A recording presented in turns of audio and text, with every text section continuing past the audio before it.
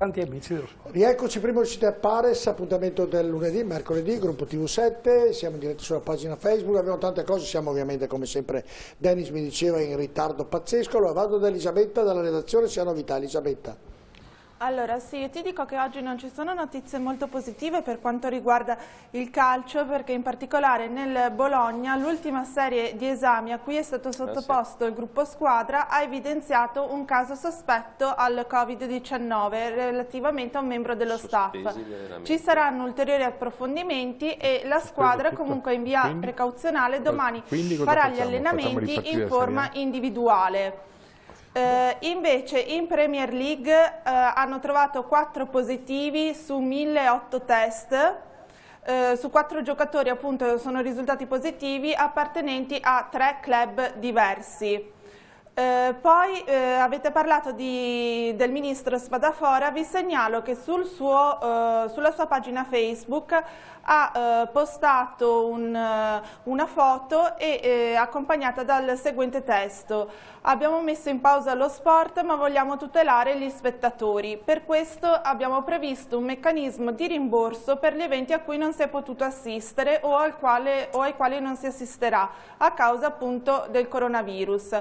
I possessori di un biglietto che ne facciano richiesta avranno quindi diritto al voucher recupero per qualsiasi evento sportivo. Prova, Matti. Io vedo questa è una roba, posso intervenire un secondo, Giorgio? Sì, ecco, queste sono le cose che sono assurde. Queste sono le cose assurde, perché, voglio dire, in una situazione del genere, uno che perde un biglietto, con tutto il rispetto che ho per gli spettatori, perché gli spettatori fanno parte integrante di questo meccanismo, ma uno che perde, ma non è quello il problema, non è il problema dello spettatore che perde il biglietto, il problema è alla base, è quello che abbiamo detto, il problema è di Fabio Cremonese che deve gestire una società da 1000 ragazzi e che se Fabio e i suoi sponsor domani mattina non ci sono più, dove vanno sti 1000 ragazzi? Dove vanno questi 1000 ragazzi? Cioè il problema è veramente all'opposto di quello che ho sentito adesso e prendiamola come una battuta perché è una roba che non capitano esiste. tutte qui in Italia, ma io credo poi che Gianfranco ma questo però dimostra poi questo dimostra che i ministri a questo punto sono inadatti ai posti che coprono, perché non è possibile. Io mi associo a quanto ha detto l'assessore allo sport faccio di condurre, ho detto a Dio che dopo vengo, perché abbiamo una scaletta densa. Allora andiamo con i messaggi che ne sono arrivati davvero, perché anche Bardella, che è presidente del Cone regionale, credo ne abbia cose da dire in merito a tutti questi ragionamenti qui. Ma siamo sicuri che si possa andare in palestra senza rischiare di prendersi coronavirus? Come facciamo a sapere se i gestori di tutte le palestre disinfettano tutto regolarmente? È giusto che questa domanda ci vogliono i controllori, dei controllati, di chi deve controllare. In tanti la pensano come questo signore, certo, perché in tanti non vanno in palestra. È vero, chi per 3 mesi non ha usufruito di un abbonamento in palestra può riavere indietro i soldi, anche questo è quello che ha appena detto. Andiamo avanti. Avrai voucher per il proseguo. Ci sono tanti parchi che si possono utilizzare per fare attività all'aperto, sarebbe senz'altro più sicuro. Su questo posso? L'ultimo, poi potete rispondere, andiamo nell'ultimo. 4 solo, va bene. Lo sport non è di secondo piano, ci sono tante famiglie che vivono di stipendi che derivano dallo sport, vogliamo essere considerati come tutti gli altri lavoratori. Ovviamente grazie a chi manda i messaggi, tanti non li manderemo perché è venuto Dennis, mi ha detto che ci sono arrivati davvero tantissimi, non so se riusciremo a mandarli, manderemo a blocchi di 4. Prego Diego. Parto dai parchi e parlo per Padova. Abbiamo fatto un progetto secondo me interessantissimo che è quello che si chiama Sport all'aperto, appunto. Abbiamo selezionato fra i nostri parchi, quelli che abbiamo ovviamente in gestione diretta, abbiamo creato delle aree apposite, adesso faremo una manifestazione di interesse per cui invito la persona, se è un gestore di una società sportiva o se è interessato, potrà partecipare, potrà fare la richiesta per utilizzare per la sua associazione sportiva un parco quale verrà scelto appunto da lui e gli verrà dato a disposizione gratuitamente. Gianfranco, ma può intervenire? No, volevo dire sui primi due messaggi, voglio rassicurare questi cittadini che chi gestisce le palestre e le apre sono dirigenti sportivi che danno tanto alla salute, allo sport, al benessere fisico, non adesso che c'è il Covid, ma sempre dato, per cui io sono sicurissimo che nelle palestre è molto meno facile prendere il coronavirus che andare al bar a prendere l'aperitivo e fare lo spritz senza mascherina, perché i nostri dirigenti sportivi, presidenti di società che gestiscono palestre, sanno cosa vuol dire il benessere e la salute dello sportivo che va lì. Cioè non è che gestisce un divertimento, gestisce un centro di benessere. E io ti dico, per quello che in questo momento, mi può assicurare l'assessore, si aprono il 20% delle palestre. Non tutte le palestre sono state aperte, perché l'altro 80% di dirigente sportivo non si sente in condizione di salvaguardare la salute di chi frequenta.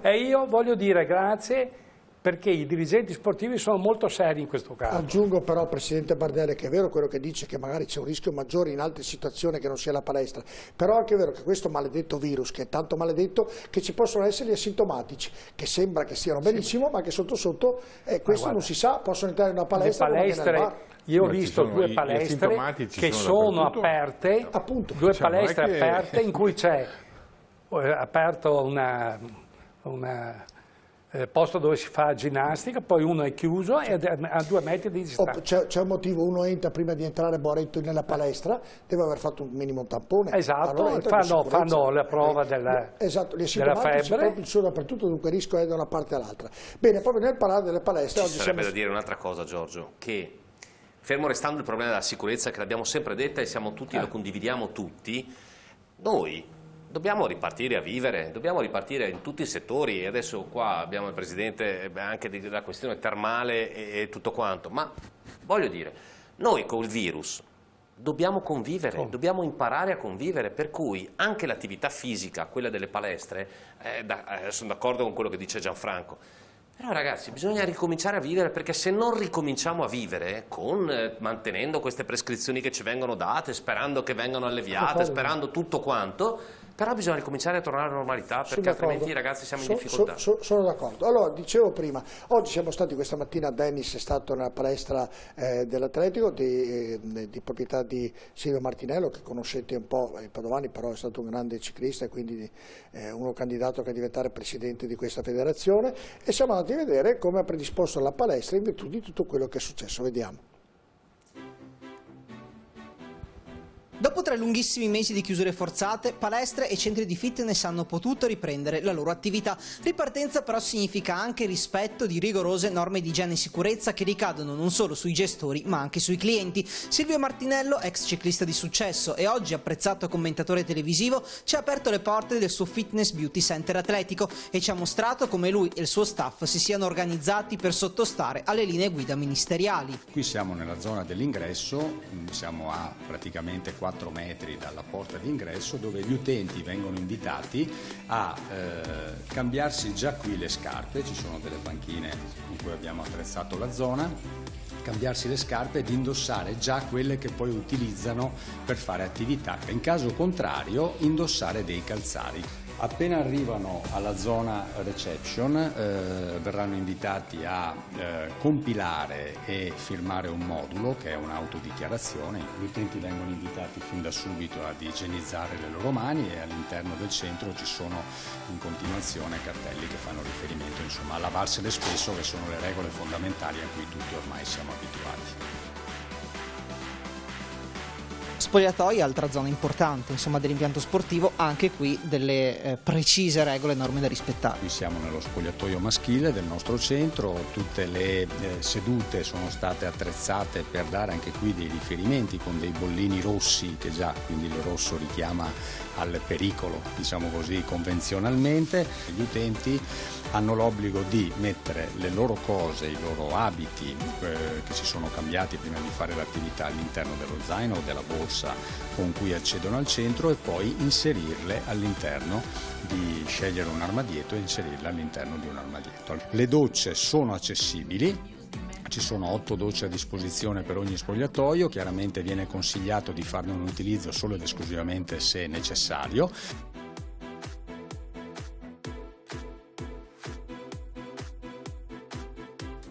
È adesso entriamo insomma nel cuore dell'attività, quindi anche qui è stato necessario un lavoro importante da parte vostra. Chiaramente è stato fatto un lavoro di igienizzazione e di sanificazione strumento per strumento, ci sono X di posizionamento che indicano nelle zone di attività funzionale a mantenere anche qui la distanza. Le attrezzature, alcune sono accese, altre sono spente nel momento in cui si fa attività fisica, la distanza e il distanziamento deve essere superiore ai 2 metri. Le sale corsi sono state attrezzate, in una può ospitare fino a 12 utenti, nell'altra al piano terra fino a 14 utenti. I nostri soci, utenti e clienti hanno a disposizione un'applicazione dove è obbligatorio, ma questo già lo facevano prima, prenotarsi per accedere all'attività collettiva. Per quanto riguarda la sala attrezzi, l'unica cosa che abbiamo imposto ai nostri utenti è un minutaggio di 90 minuti, quindi 1 ora e mezza massimo di permanenza all'interno del centro. Quindi questo per dare il necessario, diciamo così, ricambio qualora dovesse esserci questa esigenza. Quindi ecco, ci abbiamo visto dunque la palestra atletica ovviamente di Silvio Martinello, che l'ha adeguata ovviamente per poterla essere usata, uso questo termine anche in un momento, come diceva sia Gianfranco Bardelli sia Diego, ovviamente le palestre sono sicuramente un po' in questo momento poi che arriva anche l'estate, quindi sono meno praticate, però per tutto quello che è successo ovviamente avranno difficoltà nel ripartire. Ma la domanda che vi faccio, inizio da Fabio Cremonese, è questa, prima di vedere è tutto vero, perché le problematiche ci sono, però c'è una soluzione.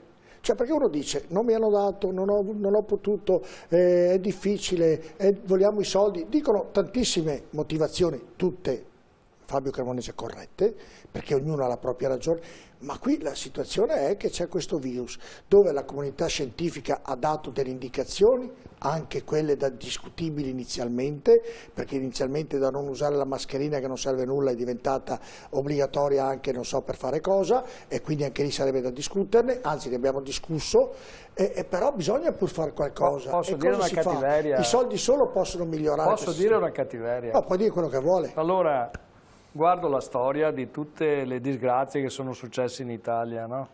Di tante disgrazie, terremoti, questo è stato.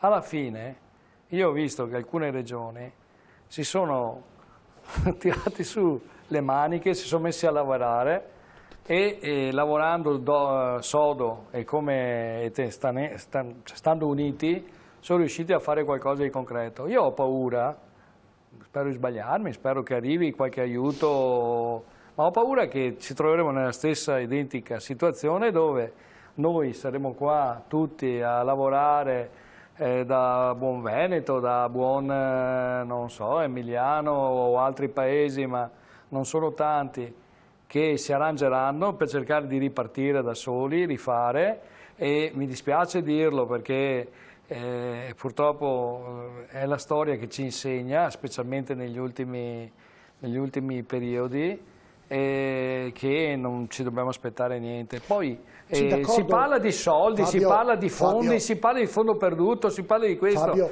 Giorgio, non credo che siano... No, però Fabio, mi scusi se mi interrompo, ecco. Perché ho degli ospiti, poi ritorno. Diventa che è un ragionamento senza nulla togliere qualunquista. Cioè io dico, ok, tutto giusto quello che dici anche tu, però trovi la soluzione. Oggi in questa situazione gravissima, una situazione che non era mai successa, un terremoto una cosa, un'epidemia un'altra, dobbiamo trovare la soluzione. Dammi un'idea e io ti dico hai ragione, perché se contestiamo tutti gli ori che sono stati fatti, no, io non ce ne sono a Iosa, voglio dire. Non contesto niente, dico solo Giorgio, che non sono io che sono l'ultimo della piramide, no, devo trovare... Ma la soluzione è che mi sto dando da fare, sto lavorando tantissimo per cercare di tenere unito il mio gruppo, grazie a fortuna che ho tante persone, amici, vicini, soci, sponsor che poco o tanto rimarranno uniti e vanno avanti. Questo è quello che posso fare io. È normale che ho bisogno di un aiuto forte, perché abbiamo una società che costa tantissimo. Prima ha parlato, giustamente Diego ha detto, cosa serve che diano 20 euro di biglietto o 10 euro di biglietto a chi non l'ha pagato?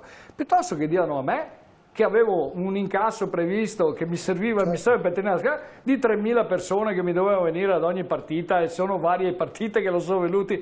Dammi quei soldi che purtroppo sono persi, che non ho ma che io avevo già in qualche maniera, che mi servono per chiudere il mio bilancio, per andare avanti. Noi, come tantissime altre società, non abbiamo solo il problema del futuro, ma abbiamo anche il problema che dobbiamo chiudere il bilancio di quest'anno. Perfetto, però nel ragionamento tuo ce l'hanno tutti i presidenti di tutte le società. Allora, lo Stato deve dare il mancato incasso del Padova Calcio, del rugby e di tutti gli sport. Giorgio, deve essere ripartito a tutti questa cosa. E dove trovano i soldi? Questo allora, sui biglietti chi li trova? Ma io non sono mica stato votato per essere in politica. Cioè, no, ma è una domanda fra me e te. Se va quello del pallavolo, quello del basket, quello del rugby. Ma ognuno il suo lavoro. Io sto facendo il mio lavoro, dovrebbero essere loro che ci danno una mano e ci trovano una soluzione. Aspetta che abbiamo collegato Matteo Furlan, nuotatore, abbiamo Alessandro Fabianchi, un triatleta, e Mauro Numa, che è uno schermidore. Eccoli là. Li ringrazio tutti e tre, grazie di essere con noi. Vengo immediatamente da voi per Bardelle che voleva intervenire. Prego Gianfranco. No, solo una cosa. Lo sport, solo nel Veneto, fa l'1% del PIL. Ci sono 3.000 aziende nel Veneto che lavorano per lo sport. Poco. 15% del turismo veneto è dato dallo sport. Ma se muore lo sport, ragazzi, quelle 3.000 aziende dove vanno?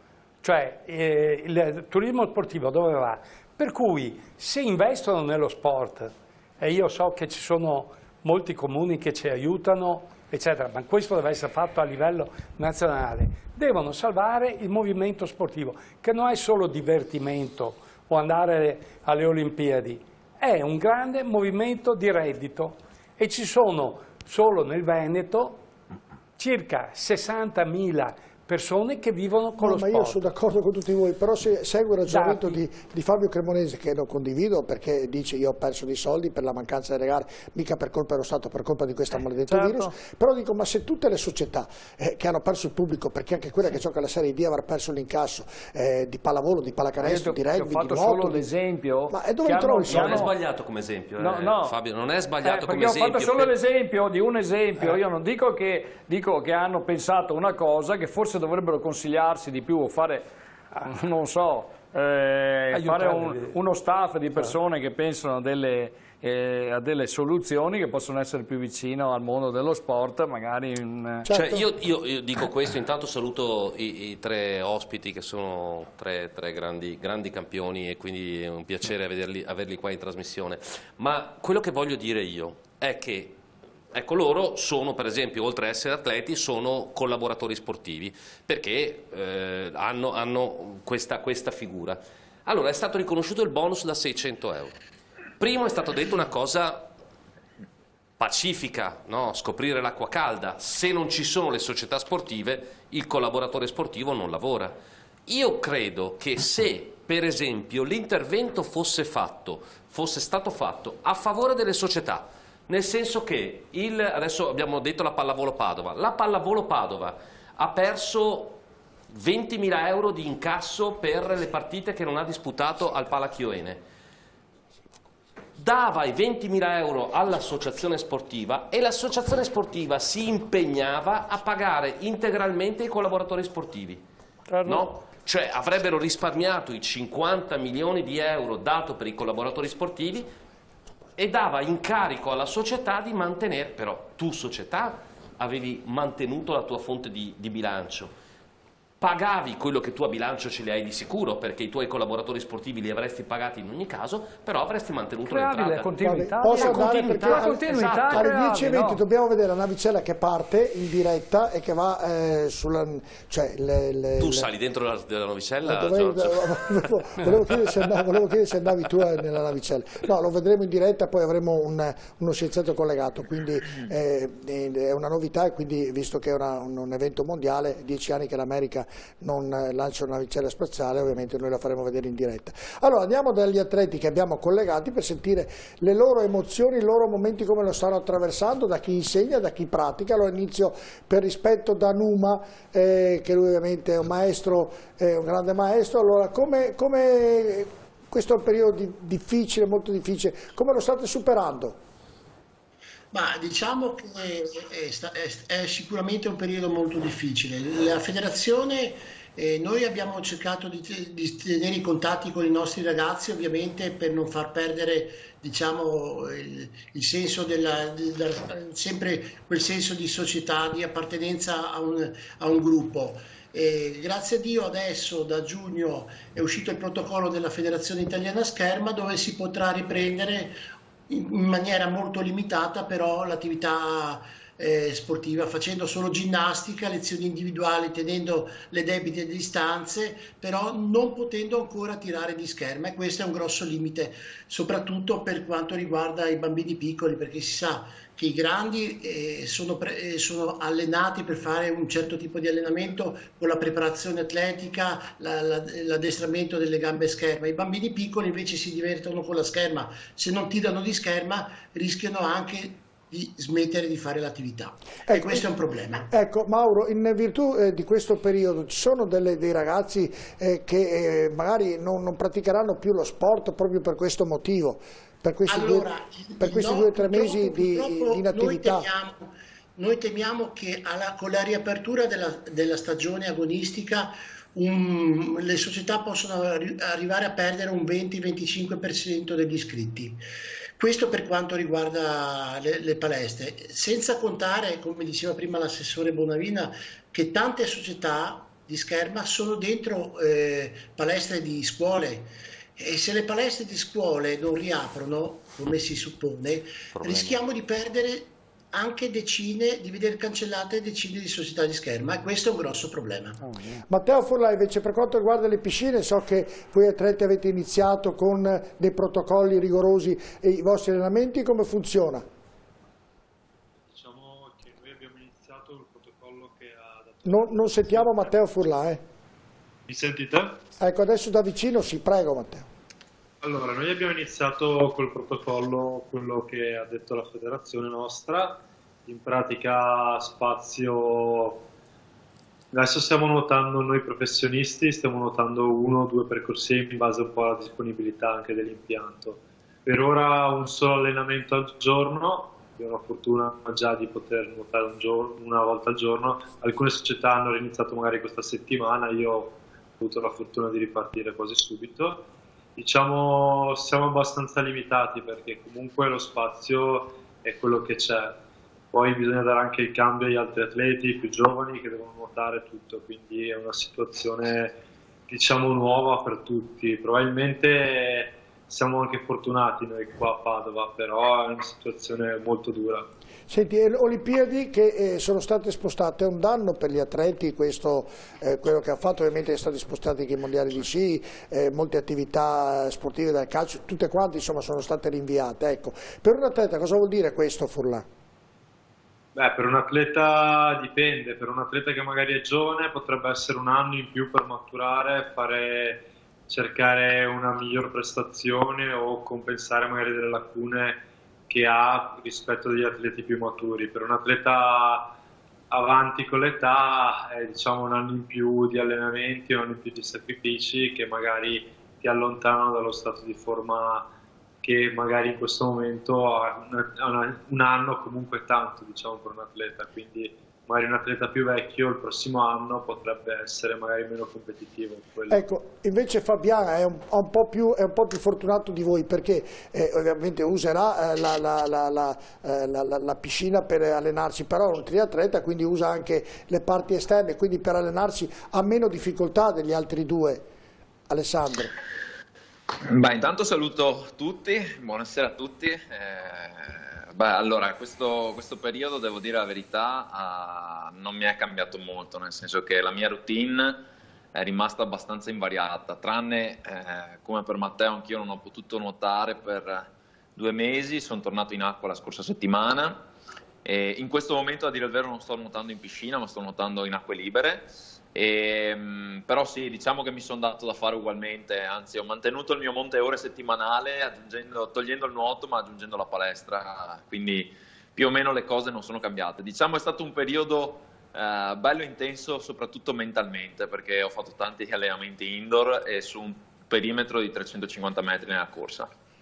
E quindi diciamo che dei 3 più fortunato. Numa invece per quanto riguarda le palestre per la scherma sono riaperte e sono come diceva prima in sicurezza. Com'è la situazione per le palestre che so che mutuamente cambia anche palestra, quindi com'è la situazione?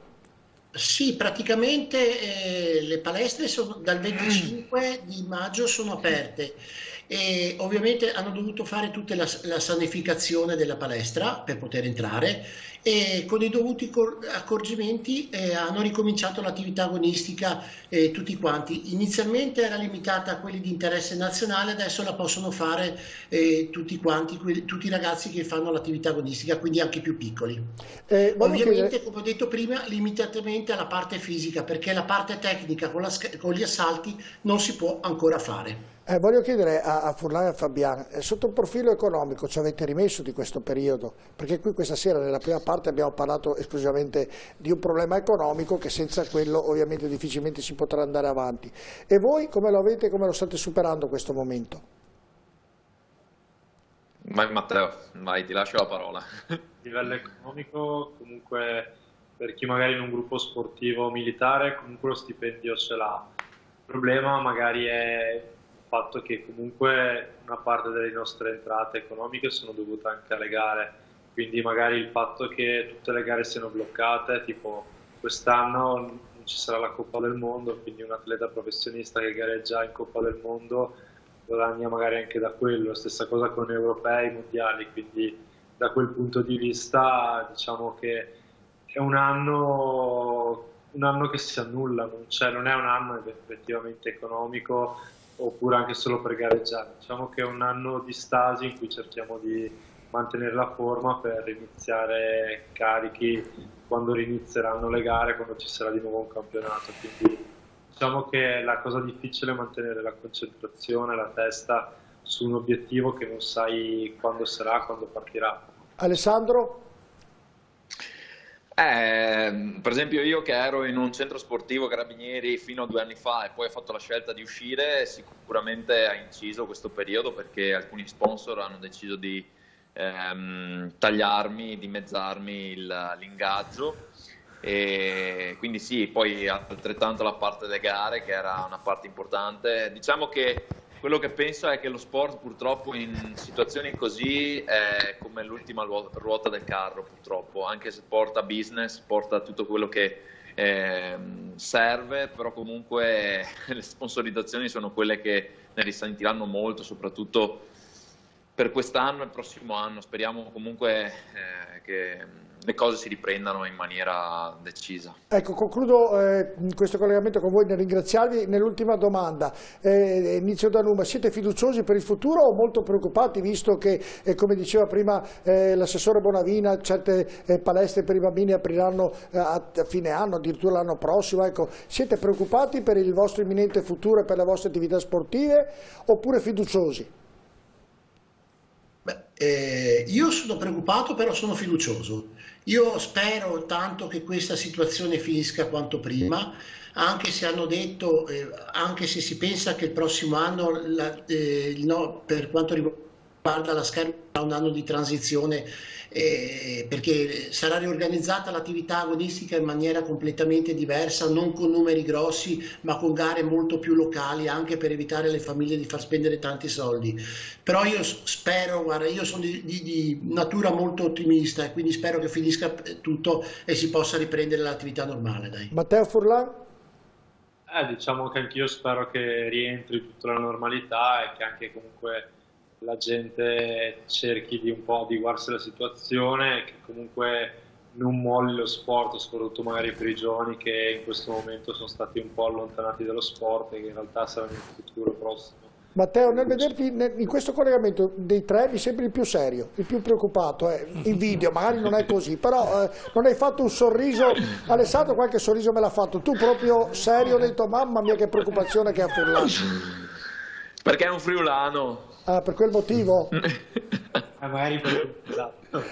Vabbè, invece Alessandro, se vedi un futuro positivo in tempi brevi oppure sei preoccupato? Guarda, io non sono molto preoccupato, nel senso che bisogna avere la capacità di adattarsi e rilanciarsi, perché d'altra parte le crisi servono proprio a questo, a stanare un po' le situazioni stagne, quindi questo sarà un momento di ripartenza. e spero che lo sport sia proprio un mezzo per ripartire, ecco, questo spero vivamente. Grazie Alessandro, grazie anche a Matteo Furlan, grazie anche a Mauro Numa, in bocca al lupo, grazie a tutti e tre. Grazie, Andiamo in pubblicità.